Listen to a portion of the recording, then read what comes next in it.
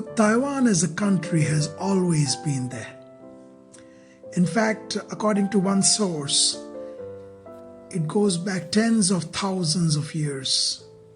There has been agriculture, and you can see the amazing flowers that there are. And not just in this video, but I've walked around Taiwan and I've seen sunflowers and some very amazing flowers. And I don't know if the Dutch brought them in the 17th century, or was it because of Hokklo people or Hakka people who came from Fujian and Guangdong, that is mainland China.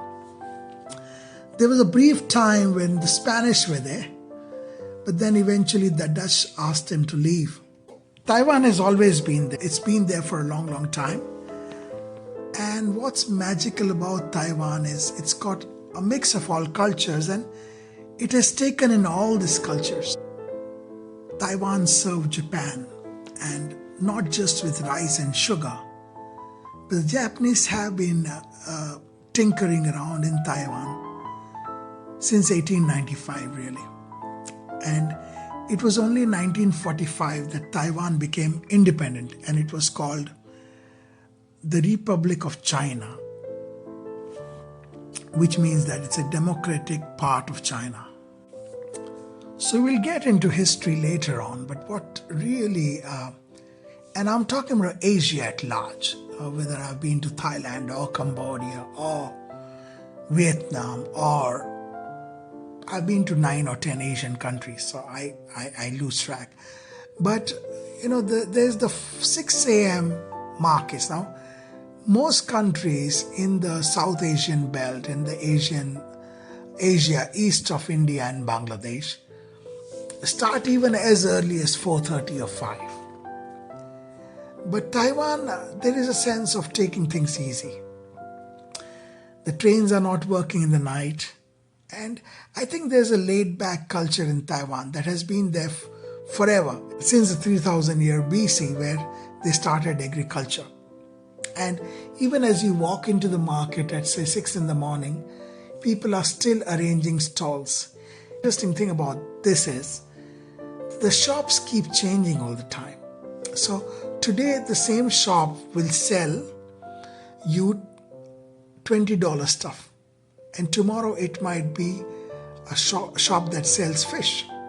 And then again, at different times of the day, different shops operate. So there is a time between 6 and 12 in the morning where there are these specific shops for the market. After 12, the market dies down, and the shopkeepers are given till 2 in the afternoon to pack their stuff and leave, which brings the next batch of people. And those people come at around 4 in the afternoon, and they stay on till 6:37, and they pay rent.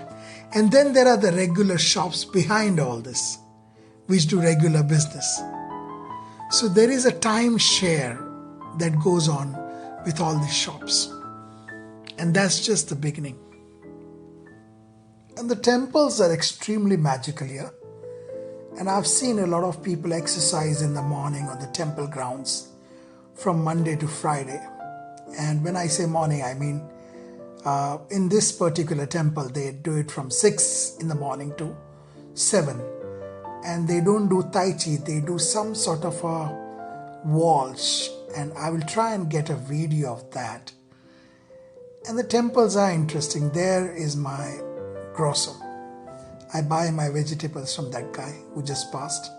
He's probably come here to drink water, go to the toilet. Well, the Chinese temples look very similar, but the gods do different stuff. I mean, there are different gods that will help you do different things as far as Chinese temple is concerned. The good news is that you can walk into the temples with shoes on. Normally in Asian houses, you don't go in with your shoes, but in temple for some reason, that is allowed. And I like the incense. It's got a mix of that Greek wooden incense flavor and the Indian floral sandalwood smell. And despite people coming in sometimes to drink water and use the toilet and what have you, they don't seem to be carrying a lot of dust or a lot of dirt. And I think the reason for this is that everybody seems to be very socially conscious. And you will see in some of my videos that people are cleaning the road outside the house. So I know that in certain countries, people just throw stuff just outside the house.